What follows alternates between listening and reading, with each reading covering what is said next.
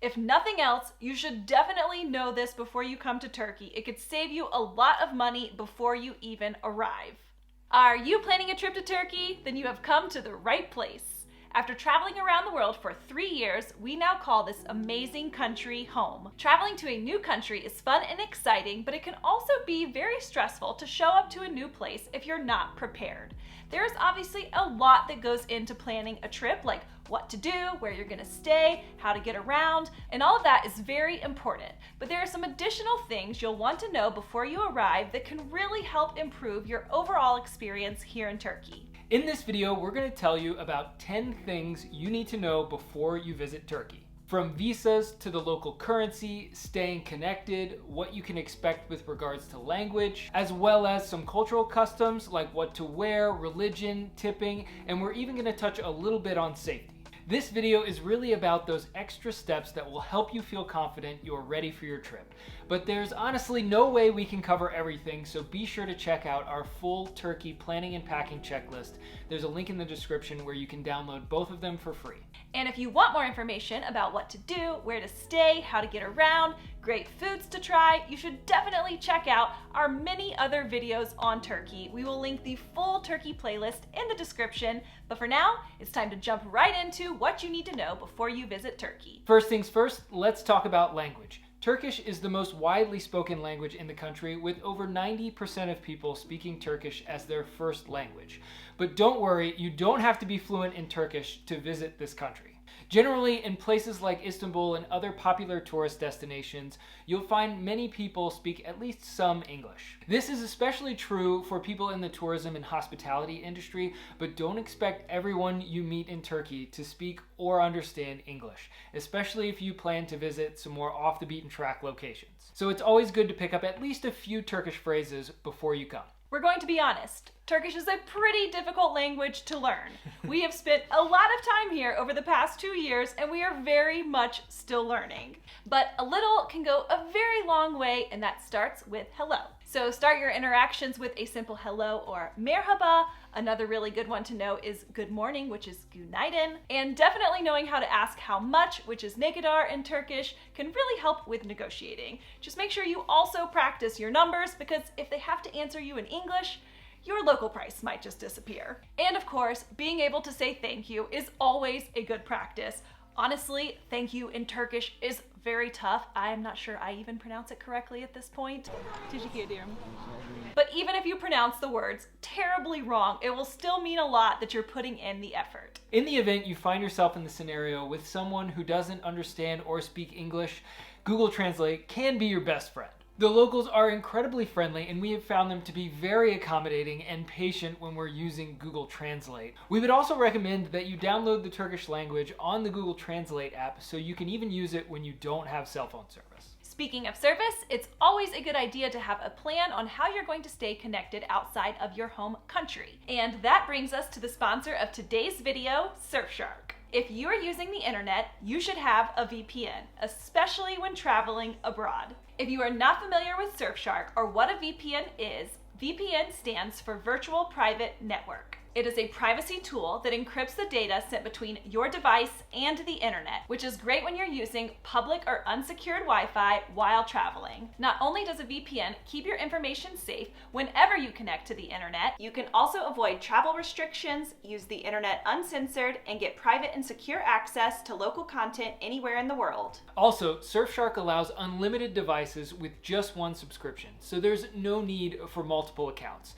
Jess and I have both of our computers and our cell phones connected with just one membership. As you prepare for your trip, you should strongly consider getting a VPN, and we have partnered with Surfshark to get you a very special offer. Just go to the link in the description to get over 80% off plus 2 free months. And they offer a 30-day money-back guarantee, so you can give it a try completely risk-free. Okay, back to some other important aspects of staying connected while you're here in Turkey. You should have access to Wi-Fi in most hotels, restaurants, and cafes, but if you want to make sure that you stay connected even when you're not on Wi-Fi, you have a couple of main options. A lot of cell phone carriers offer some kind of international plan, so it may be easiest just to go this route with your current carrier.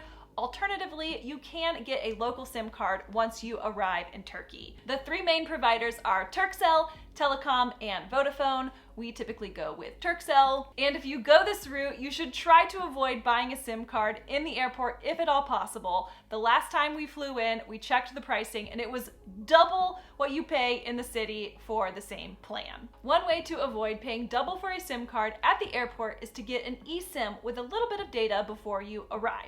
That way you'll have service when you first get here. You could just use an eSIM for your whole trip, but there are some pros and cons with this route. We just took a short trip to Romania and it worked out perfectly to have an eSIM to get an Uber from the airport, and then we got a local SIM card the next day.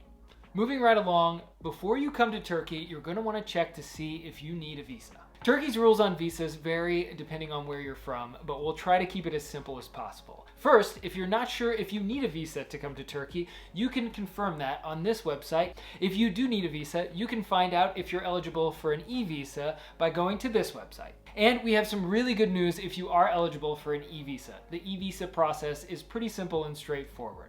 You just fill out the information online and you'll hear back pretty much immediately. The visa fee depends on your nationality. For example, as an American, the fee is $50 for a multi-entry visa. The visa covers a 6-month period and you can stay in Turkey for up to 90 days during those 6 months. Just be careful with third-party sites that charge additional fees for e-visas. If nothing else, you should definitely know this before you come to Turkey. It could save you a lot of money before you even arrive. Most third-party sites charge extra, and it is easy to get an e-visa on the official government site where they are only charging you the official visa fee. We aren't going to call out anyone specifically, but there are some well-known sites out there that we have seen that are charging nearly $150 extra to put a 30-minute rush on your e-visa application when it's something you can easily do yourself and you'll have it back within 5 to 10 minutes. So again, we'll put all of the official links in the description below, and if you're eligible for an e-visa, just do it yourself.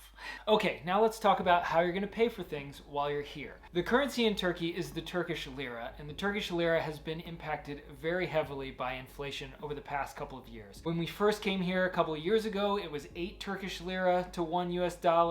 Last year around this time, it was 18 Turkish lira to $1 US, and now I think you can get somewhere around 27 Turkish lira for $1 US.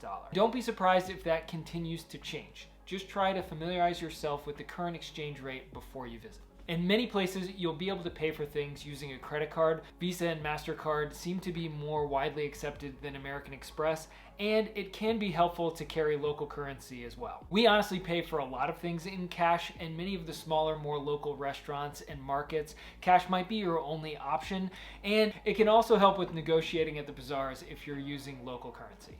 It's always helpful to understand how you're going to access the local currency before you arrive. Are you going to bring your own cash and just exchange, or do you plan to withdraw money out of an ATM? If you do plan to withdraw money out of an ATM, be sure you pick the ATM wisely because some of them can charge up to a 10% withdrawal fee, which can really add up. We have found that Ziraat does not charge any additional fees, and also depending on the ATM, it may ask you if you want them to do the conversion for you, or you can decline that and let your own bank do the conversion. So it's also important to ask your bank what kind of fees they're going to charge you for foreign ATM transactions. Depending on the bank, this can vary pretty widely. On the topic of currency and paying for things, let's chat really quick about tipping.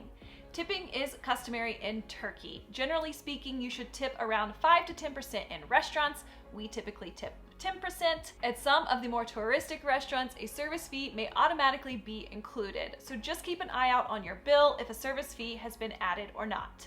But a lot of times service is not already included, and if you're paying with a credit card, there's usually not a way to add a tip, which is another reason we always carry cash with us so we can tip in the local currency. Up next, let's talk about religion.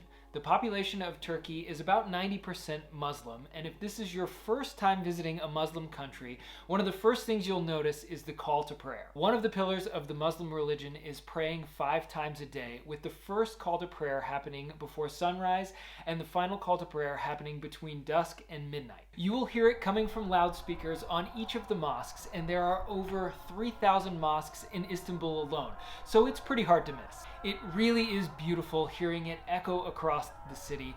We especially love the call to prayer just after sunset. It is the perfect finale to the many beautiful sunsets we've enjoyed here. Don't be intimidated by the call to prayer. You don't have to stop what you're doing or anything. Don't expect everyone to start heading to the nearest mosque. Just like every religion, how it is practiced ranges widely. Just keep in mind, if you're planning to visit a mosque, most are closed to non-worshiping visitors for about an hour around prayer times.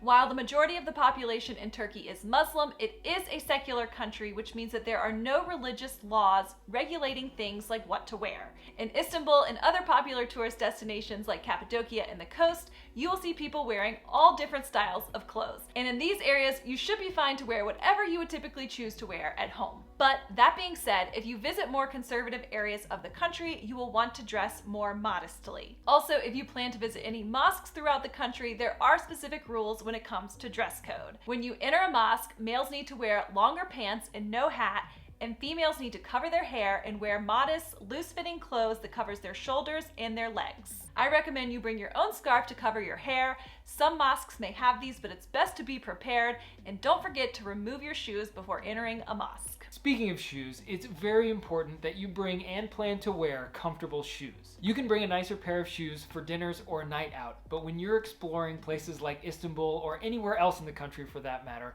bring the most comfortable pair of shoes that you have and be ready to cover some serious ground. All right, there are a few miscellaneous topics we want to cover, so number 8 is going to be a 3-parter.